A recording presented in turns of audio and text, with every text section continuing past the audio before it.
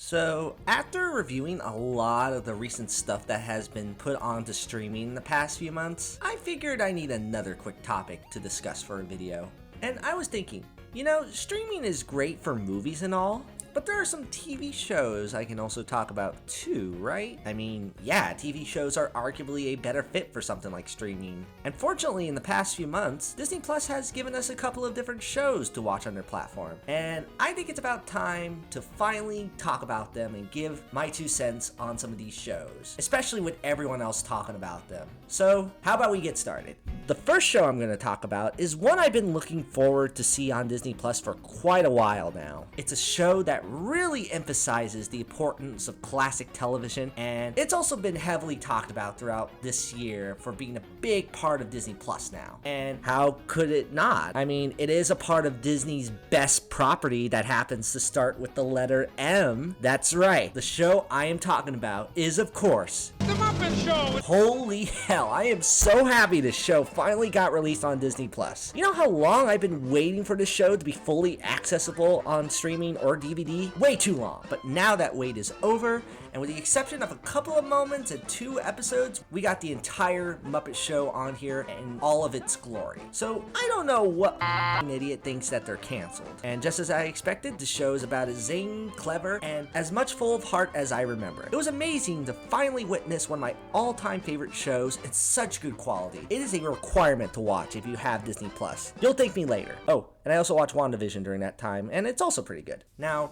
right before I talk about Wandavision, I gotta give a quick background on the MCU and my whole feelings on it as a whole, especially as someone who has a preference towards DC. Though, despite being a DC shill, I honestly like the MCU a lot. It's been a love-hate relationship for me with Marvel, but after going through all of the MCU again last year, I ended up really appreciating and loving this gigantic series of films where all the movies were connected, but also individual films that stood out well on their own for being creative comic book movies. For everyone that wasn't that great looking back, there are at least a bunch that made the marathon worth it. But now that Phase 3 has ended, honestly, I haven't really felt much of the hype cycle for Marvel anymore. Taking the pandemic and DC's current projects being a little bit more interesting out of it, I am also like most people where the MCU peaked with Endgame's finale, and Far From Home was a nice little epilogue for the series. But after that,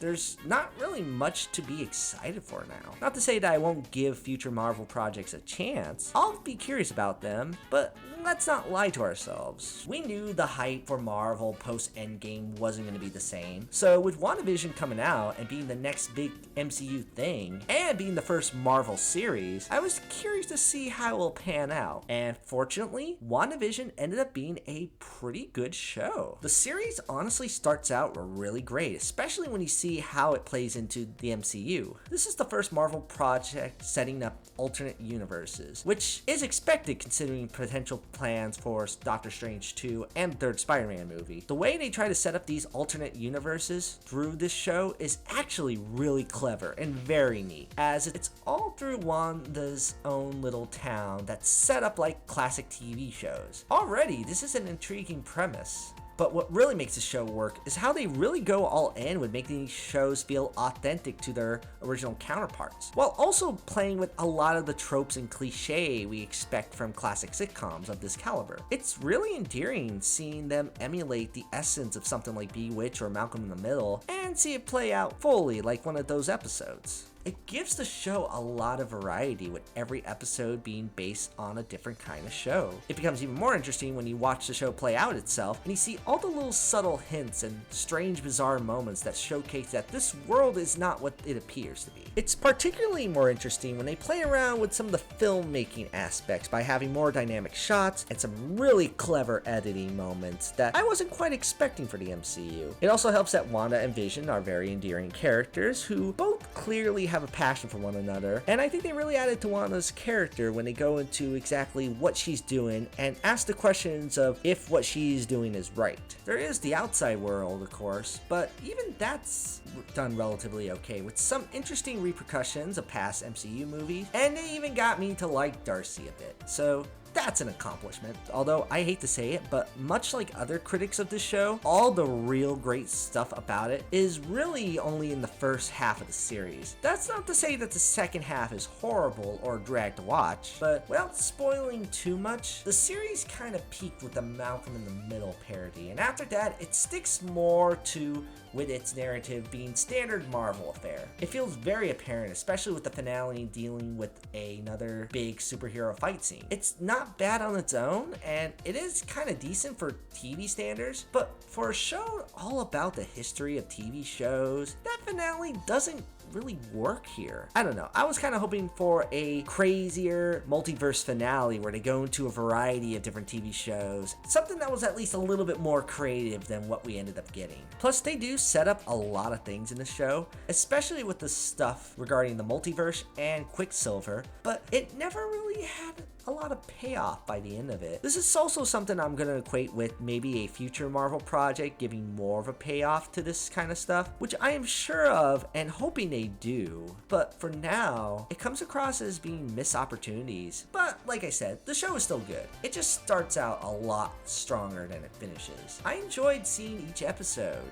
and how they parody classic shows, and even as someone attached to these characters, I was ultimately curious to see how it'll pan out for them. So if you like classic TV shows and seeing other television shows satirize those classic shows in clever ways, or if you just love the MCU, this series comes pretty recommended for me. I wish it ended stronger than it did, but I was a fan of the experience as a whole. I'm gonna give WandaVision an 8 out of 10. Now, with that out of the way, it's time to talk about the other big iconic show new to Disney+. This one hasn't gotten as much attention as the previous show, but it's still notable for being another big show on the platform, especially with it centering on a true American hero. That's right, I am talking about American Dragon Jake Long, yeah! Remember this show from the 2000 with legend Dante Bosco as Jake Long? It's a fun show, it's creative, and sure, it's not as good as the other animated series featuring Dante Bosco from 2005, then again, what isn't better than Avatar? But it's still entertaining, especially for those who grew up with this show, and haven't gotten to watch it in years, so kind of worth checking out, actually. Oh, and I also watched Falcon and Winter Soldier, and that was okay. For being the second Marvel show to come out, it manages to be both a little better and also worse than WandaVision. Between the two, I do feel Falcon and Winter Soldier is a bit more consistent in its quality, as it stands as a pretty solid political thriller throughout the entire series. It's filled with a ton of action, and also a lot of neat setup for the MCU. However, it does stand more so as a weaker series for me, because the highlights of the series aren't as good as the high points in WandaVision as a show overall. It also sets up a lot of things that are very interesting ideas, especially in regards to the political allegories the show makes, but a lot of the time, it never falls through with it, particularly with who is set up as the show's main antagonist, this being John Walker Captain America. A good idea on paper to have a Captain America who isn't the same as Steve Rogers and is a much worse version in terms of how he acts as a protective figure, but it never goes all the way. At a certain point, it just kind of stops being about that conflict, and they just center around one antagonist's force that's not nearly as interesting. Later episodes, we see more of the characters just vibing and interacting, which is fine, and thankfully Sebastian Stan and Anthony Mackie do make it very enjoyable. Though, it feels like not much happens with these later episodes, which is kind of a bummer when your show gets less and less engaging as it goes on. Though, like I said, it's still not a bad show. A lot of interesting ideas that the show talks about are still explored fairly well at some points. They do reflect on our political climate very well at some points, especially with a forgotten Captain America character, though that again is also not explored as well as it could have had. A show like this can have political commentary while also being fleshed out. If you're looking for a show that does that a lot better, that's also based off of a comic book, I definitely recommend looking into HBO Watchmen. That show did exactly what Falcon and Winter Soldier did, but a lot better in my opinion. Still, it's relatively engaging thanks to some of the action, the characters are still enjoyable in their own right, and we get some development with them as well. Plus, when it does dive into its political comedy, it's still well done and not too heavy-handed. In the final episode, there's a particularly good speech by a character that does a really good job capturing the message of this series is trying to get across. I won't say who talks in this speech, but it made very much sense for this character, and their speech was definitely a highlight for the entire series for me. So overall, Falcon and Winter Soldier is pretty entertaining. It's definitely the weakest of the Captain America MCU projects, but it does a decent job expanding on this whole aspect of the MCU. I wish it expanded upon a lot of other things as well, but it is worth your time if you're into the MCU in any capacities, and especially if you like Captain America. I'm gonna give Falcon and Winter Soldier a 7 out of 10. Overall, both shows are pretty good. I do like Wandavision more than Falcon and Winter Soldier, but I honestly like Zack Snyder's Justice League a little more than both. However, they still come quite recommended, especially if you have Disney Plus and want some new content to watch. So, if I'm being really honest with myself here, the true recommendation to watch on Disney Plus is actually The Muppet Show. Seriously, I know some of you just get Disney Plus for whatever Marvel or Star Wars stuff is on there, and then cancel the subscription as soon as the season ends. So don't waste that subscription and make some time to watch the true best show on Disney Plus. So I don't really know how to end this, so... And thank you all for joining us. We'll see you all next time on Pineda Phoenix's YouTube channel.